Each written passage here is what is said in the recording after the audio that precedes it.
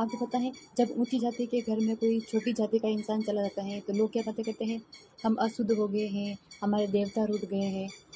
लेकिन उसको ये पता नहीं है कि तुम अशुद्ध तो तभी हो गए थे जब तुम बुरे कर्म कर रहे थे। और रही बात देवता रूठने की, तो देवता कभी रूठते नहीं हैं। देवता तो इंसान के अंदर फ़र्क नहीं समझता है, सिर्फ जो राक्षसी गुण वाले इंसान होते हैं उसी के साथ वो भेदभाव करते हैं। जो उनको याद करता है, जो भगवान का गुणगान करता है, भगवान के लिए उनके सारे भक्त एक जैसे हैं।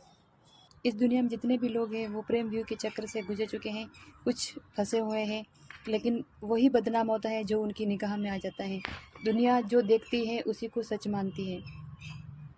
आपको पता है जब कोई इंसान अपनी समाज को छोड़कर दूसरे समाज में शादी करता है तो उसको समाज स्वीकार नहीं करती है, उसको समाज से निकाल दिया जाता है।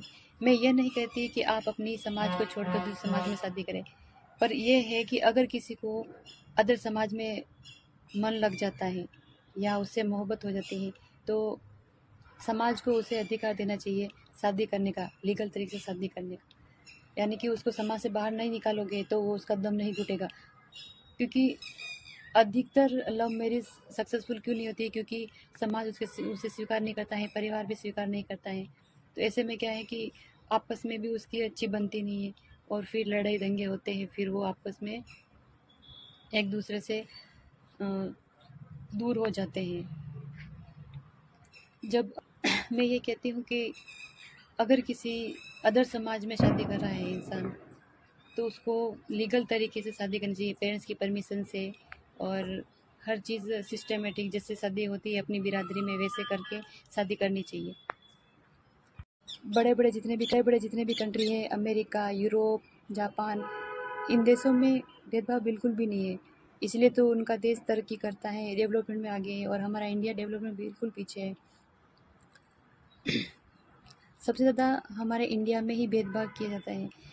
अगर अपनी जाति को छोड़कर दूसरी जाति में इंसान मैरिज कर लेता है तो भी उसको गलत मानते हैं, कोई रह रहे हैं तो भी गलत मानते हैं, हर चीज़ में भेदभाव।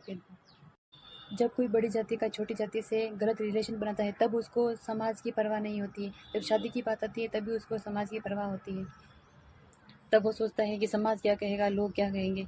जब तूने बुरे कर्म किए तब तूने क्यों नहीं सोचा कि मतलब छोटी जाति है, वो है, लोग क्या कहेंगे, मुझे ऐसा नहीं करना चाहिए। जब हम आपस में भेदभाव की भावना को छोड़कर मिलजुल कर रहेंगे तो एक संयुक्त परिवार की तरह बन जाएंगे।